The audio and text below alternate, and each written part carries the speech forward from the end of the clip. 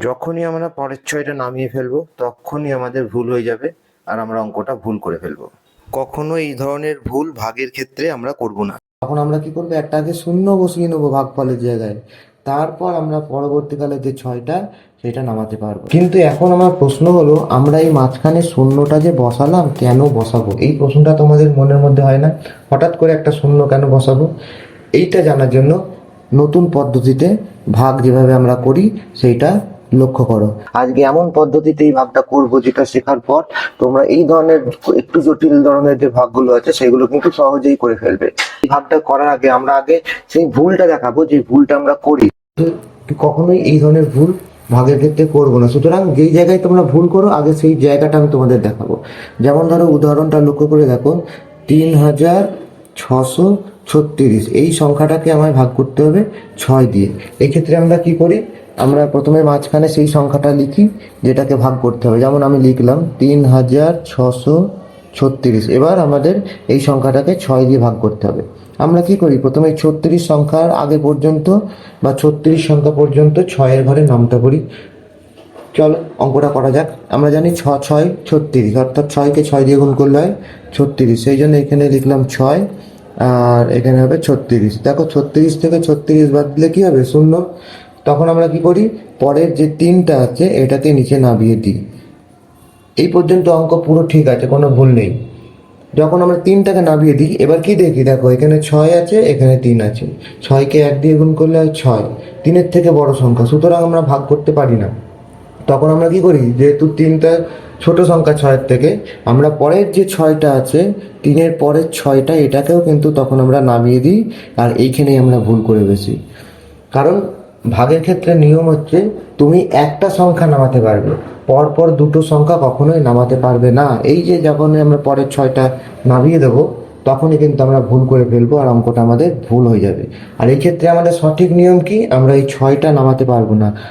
পরের সংখ্যা, পরপর দুটো সংখ্যা যদি নামাতে হয়, সেই ক্ষেত্রে আমাদের কিন্তু একখানা সংখ্যা নামানোর পর ভাগফলের জায়গায় একটা শূন্য বসাতে হয়। অর্থাৎ এই অঙ্কটা যদি সঠিকভাবে করতে হয়, তাহলে যখন আমরা এই 3টা নামাবো, 3টা নামানোর পর আমরা কিন্তু পরের 6টা নামাবো না। তো তখন আমরা কি করবো, একটা আগে শূন্য বসিয়ে নেবো ভাগফলের জায়গায়, তারপর আমরা পরবর্তীকালে যে 6টা সেটা নামাতে পারবো। এবার এই 6টা নামিয়ে দিলাম, এবার হলো 36। দেখো এবার 6-এর নামটা তুমি পড়তে পারবে, 6 6, অর্থাৎ 6কে 6 দিয়ে গুণ করলে হয় 36। এইখানের ভাগটা এবার ঠিক হলো। কিন্তু এখন আমার প্রশ্ন হলো, আমরা এই মাঝখানে শূন্যটা যে বসালাম কেন বসাবো, এই প্রশ্নটা তোমাদের মনের মধ্যে হয় না? হঠাৎ করে একটা শূন্য কেন বসাবো? এইটা জানার জন্য নতুন পদ্ধতিতে ভাগ যেভাবে আমরা করি সেইটা লক্ষ্য করো। কেন শূন্য আমরা বসাই সেইটা এবার তোমাদের আমি বোঝাবো। ভালো করে দেখো, নতুন পদ্ধতিতে আমরা যখন ভাগ করি, তখন যেই সংখ্যাটাকে ভাগ করা হয় সেই সংখ্যাটা আমরা এইখানে লিখি, 3636 লিখে ফেললাম। এবার এই সংখ্যাটাকে আমরা যাকে দিয়ে ভাগ করব সেটাকে আমরা এইখানে লিখি, অর্থাৎ এই সংখ্যাটাকে আমরা 6 দিয়ে ভাগ করব, সেই জন্য 6 সংখ্যাটাকে এখানে লিখলাম। এবার কি আছে, এই 36 সংখ্যা পর্যন্ত আমরা 6-এর ঘরের নামটা পড়ব আগের নিয়মে, মানে আগের পর্যন্ত। এইটাই, এই পর্যন্ত আমরা একই পদ্ধতিতে আগের অঙ্কটাও করেছি। সুতরাং 6কে 6 দিয়ে গুণ করলে হয় 36। এই ভাগফলের জায়গায় এখানে প্রথমে 6 লিখলাম, আর এখানে 36 হবে। দেখো 36 থেকে 36 বাদ দিলে শূন্য। এই পর্যন্ত আগের অঙ্কের সঙ্গে পুরো এক, কোনো ভুল নেই। এবার দেখো পরের 3টা আছে, এটাকে নামিয়ে নিই আমরা। ঠিক আছে, এই পর্যন্ত আমরা একই রকম ভাবে এগোলাম আগের অঙ্কের সঙ্গে। কিন্তু এই 3টা নামানোর পর কি হলো, দেখো এইখানে আছে 6, এইখানে আছে 3। ভাগ করতে পারছি না, কারণ 6কে 1 দিয়ে গুণ করলেও হয় 6, সেটাও 3-এর থেকে বড়। সুতরাং আমাকে কি করতে হবে, পরপর দুটো সংখ্যা নামাতে পারবো না, এই 6টা নামাতে পারবো না। আর সঠিক নিয়মে ভাগ করতে গেলে আমাকে এবার কি করতে হবে, একটা শূন্য বসাতে হবে। এইবার আমার প্রশ্ন হচ্ছে, শূন্যটা কেন বসাবো, এটা লক্ষ্য করো। যখন 6কে 1 দিয়ে গুণ করলে হয় 6, অর্থাৎ আমার 1 দিয়ে 6কে গুণ করলে 6 হচ্ছে, সেটাও লিখতে পারছি না, কারণ সেই সংখ্যাটাও 3-এর থেকে বেশি হয়ে যাচ্ছে।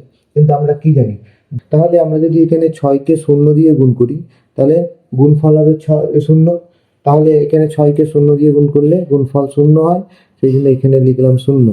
লক্ষ্য করে দেখো, এটা কিন্তু লিখতে পারবো, কারণ 0 3-এর থেকে ছোট সংখ্যা। এবার আগের নিয়মে, একই রকম নিয়মে 3 থেকে 0 বাদ দিলে হয় 3। এবার দেখো একটা সংখ্যা তুমি নামাতে পারবে, সেই জন্য এই সংখ্যাটা কিন্তু অনায়াসে এবার তুমি এখানে নামাতে পারবে, অর্থাৎ 6টা এখানে নেমে এলো। এইবার সংখ্যাটা হলো দেখো 36। এবার তুমি 6-এর নামটা করো। 6-কে 6 দিয়ে গুণ করলে হয় 36। সুতরাং দেখো 36, এখানে 36 মিলে গেল, ভাগশেষ হলো 0 আর ভাগফল হলো 606।